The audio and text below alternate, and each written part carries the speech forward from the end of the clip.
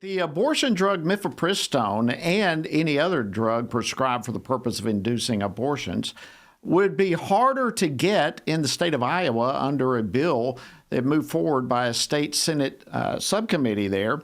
The proposed legislation would mandate that these drugs only be prescribed following an in-person appointment with a physician, and that in itself would restore one of the key FDA safeguards that the Biden administration removed at the federal level. Now, proponents have argued that that in-person medical supervision is essential for the safety of women taking these dangerous drugs. So what will passage of this bill mean for protecting women and their unborn babies? Well, joining me now to discuss this is Senator Cherielynn Westrich, who is a member of the Senate Ethics Committee in Iowa. Senator Westrich, welcome to Washington Watch. Great to have you with us. Thank you. I appreciate you having me on. Well, we're excited to talk to you about this. Let's start with some of the key components of this bill. What does it cover? Well, basically, the purpose of the bill is to stop the mail order pharmaceuticals being shipped into Iowa without a prescription, without a physical consultation, so without basically seeing a doctor. And that's the main goal of this bill, and the thing that I think is most important. There are other provisions in the bill, and those had some importance to us, but we had concerns with those, concerned about the informed consent portion, the off-label drug counseling had some pushback, and I too had concerns about that. And one of the main goal here is that this is not aiming at the Iowa medical community. We don't want them to be affected in a negative way. This is what we want to be a positive bill to help patients.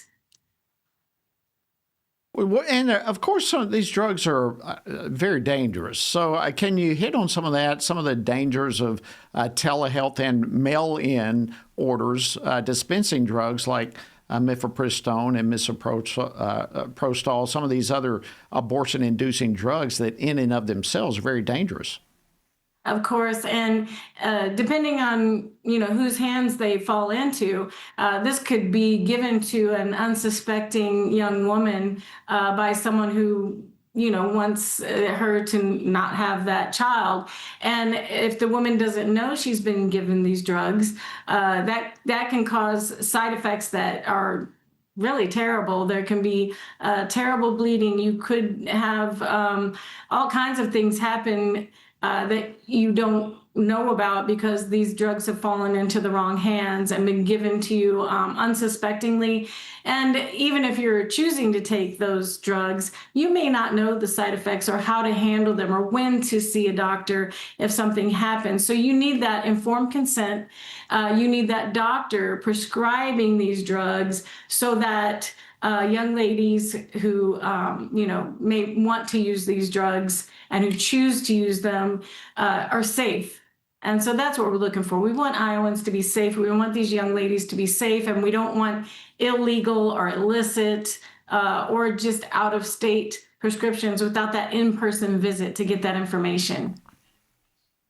And another major component of this legislation, as I understand it, is mandating the reporting of medical complications after abortions that were caused by these drugs and reporting that to the state.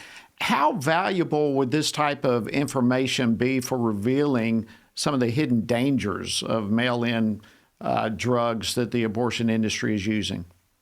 I think it's invaluable. I mean, any reporting we can do on medical procedures, how pharmaceuticals are affecting women, I think more information is always better. And to have that report back and to see what is actually happening. These drugs are being taken off from they're not being prescribed, and yet women are able to acquire these drugs. And we don't want that. We want this to be an upfront consultation with a doctor, and then we want a report back because we can see those side effects. if these drugs are in any way harmful, we need that data. That's all. It just provides extra data. I know Iowa already protects life once a heartbeat is detected. So how would this bill, if it becomes law, how would it close loopholes that currently allow abortion drugs and the abortion industry, for that matter, to bypass your state standards through telehealth and out-of-state mailing of abortion drugs? How would the loopholes be impacted by this?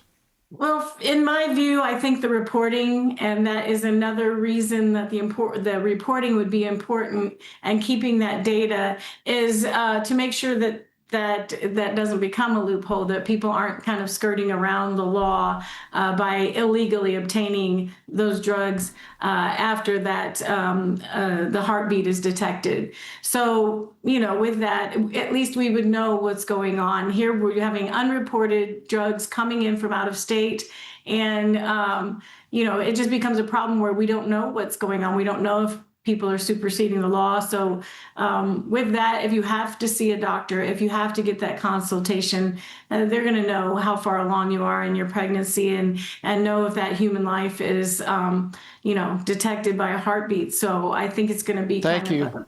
Yeah. Thank you so much, Iowa State Senator Cherielynn Westrich. Great work. Thank you, Jody. We appreciate you coming on having me Washington on. Watch.